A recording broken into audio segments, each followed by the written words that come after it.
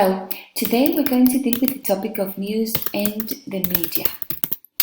To begin with, I'm going to show you a photo of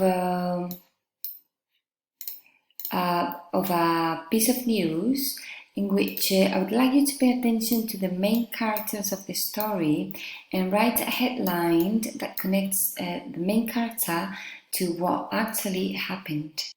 Once you have your headline, if you could please have a look at this text that is totally connected to the piece of news, paying attention to the main characters of the story, paying attention to the places where the story has happened, and paying attention to the places and dates also.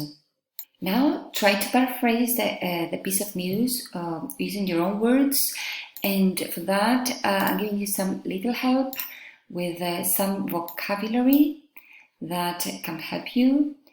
And apart from the vocabulary, you will also have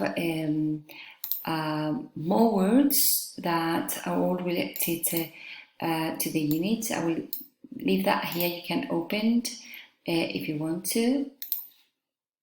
And also something that can help you is this little review of some verbs connected to piece of news, but which can also which belong to unit 11, so that can be of help for you now. Next, we're going to work on our oral skills. I'm going to show you this channel, this TV channel. I'll give you the link here, and it contains lots of piece of news. Could you please watch and come and choose one piece of news that you can talk about next day in class in front of all of us? Well, this link will be to practice your listening skills, but also after that, your oral skills.